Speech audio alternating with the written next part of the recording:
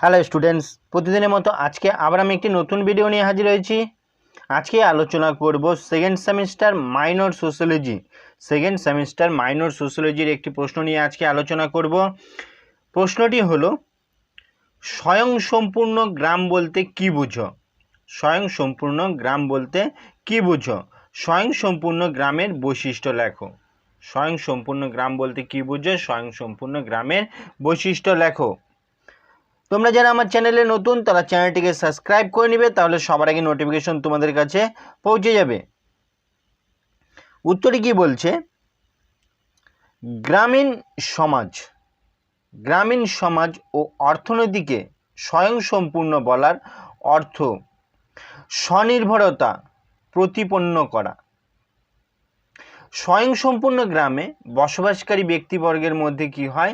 সমষ্টিগত মানসিকতার অস্তিত্ব বর্তমান থাকে, মানে সকলে একসাথে মিলেমিশে বসবাস করার যে প্রচেষ্টা সেটা কিন্তু সমাজের মধ্যে বজায় থাকে। এই রকম গ্রামের অধিবাসীরা কি করে? জীবনযাপনের জন্য প্রয়োজনীয় যাবতীয় দ্রব্য সামগ্রী গ্রামের মধ্যেই পেয়ে যায়। তারা একে অপরের কাছ থেকেই সমস্ত প্রয়োজনীয় সামগ্রী পেয়ে যায়। জীবন ধারণের জন্য প্রয়োজনীয় সব কিছুই গ্রামের মধ্যে উৎপাদিত হয়।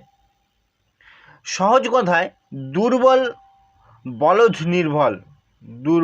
বলদ নির্ভর কৃষি ব্যবস্থা আর সহজ সরল যন্ত্রপাতি নির্ভর হস্তশিল্পভিত্তিক সমাজের অবস্থিতি, যারা বাজারবিহীন সরল বিনিময় প্রথার মাধ্যমে বহির্বিশ্বের কোনো প্রকার সাহায্য ছাড়াই অবস্থান করে এবং শক্তি সঞ্চয়ের মধ্যে দিয়ে স্বয়ংসম্পূর্ণতা অর্জন করতে পারে, সেই সকল প্রাক বিশিষ্ট গ্রাম সমাজকেই স্বয়ংসম্পূর্ণ গ্রাম সমাজ ব্যবস্থা বলা হয়। যে সমস্ত সমাজবিজ্ঞানী সমকালীন গ্রাম সমাজ অর্থনীতিতে স্বয়ংসম্পূর্ণ বলার পক্ষপাতী, তাদের মধ্যে উল্লেখযোগ্য হলেন রজনী পাম দত্ত একজন, EMS নামব্রুদিপাস, AR দেশাই, রামকৃষ্ণ মুখোপাধ্যায় প্রমুখ। এরা কিন্তু সমকালীন গ্রাম সমাজ ব্যবস্থার অর্থনৈতিক যে স্বয়ংসম্পূর্ণতা তার পক্ষপাতী।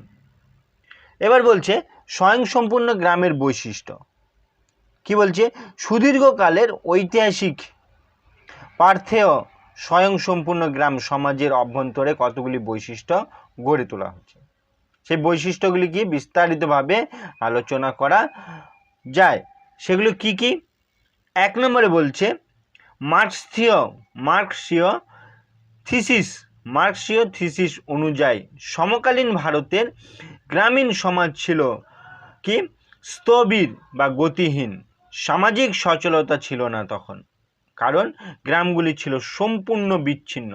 স্ব অবস্থানের মধ্যেই কি হয়? প্রত্যেকটি গ্রাম ছিল সীমাবদ্ধতা।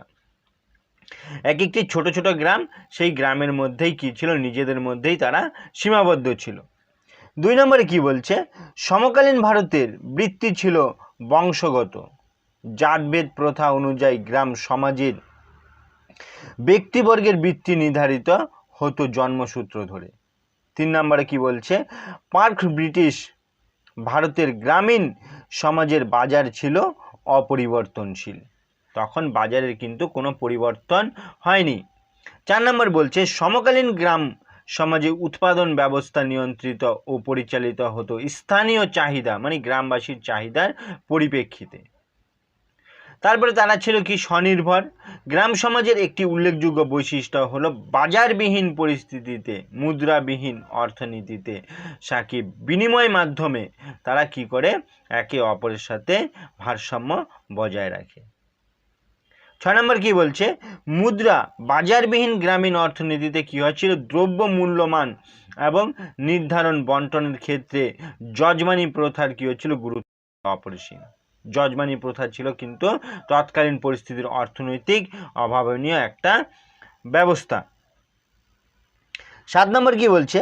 স্বনির্ভর গ্রাম সমাজ জমি বন্টন, সংরক্ষণ, রাজস্ব আদায়, আইন বিচার, শান্তি শৃঙ্খলা রক্ষা প্রভৃতির ক্ষেত্রে যাবতীয় দায়িত্ব তখন কি থাকতো? গ্রাম পঞ্চায়েতের হাতে ন্যস্ত থাকতো। 8 নম্বরে বলছে স্বনির্ভর গ্রাম সমাজে একটি উল্লেখযোগ্য বৈশিষ্ট্য কি ছিল? জমির যৌথ গ্রাম ভিত্তিক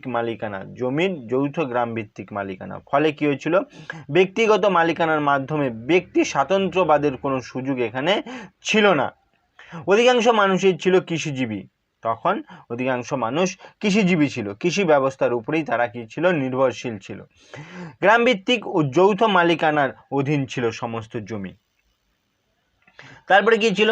স্বনির্ভর গ্রাম সমাজের একটি উল্লেখযোগ্য বৈশিষ্ট্য হলো পারস্পরিক সুদৃঢ় বন্ধন, একে অপরের সঙ্গে কিন্তু মিলেমিশে থাকতো। গ্রামের ঐতিহ্যের প্রতি বংশগত পরস্পরাই কি ছিল? শ্রদ্ধা প্রদর্শন করতো তখন। তারপরে কি ছিল? 10 নম্বর, গ্রামীণ কৃষি ও হস্তশিল্পগুলি, গ্রামীণ যে কৃষি এবং হস্তশিল্প ছিল সেগুলো কিন্তু প্রযুক্তিবিহীন ছিল। বৈজ্ঞানিক কোনো প্রথা তখন অবলম্বন করা হয়নি। বেশিরভাগ ক্ষেত্রেই কি হয়েছিল? উৎপাদন ছিল অত্যন্ত নিম্নমানের।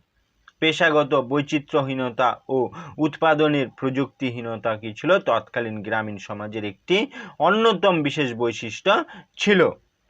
এই ছিল প্রশ্নটির উত্তর। ভিডিওটি ভালো লাগলে লাইক করো, কমেন্ট করো এবং বন্ধুদেরকে শেয়ার করে দাও।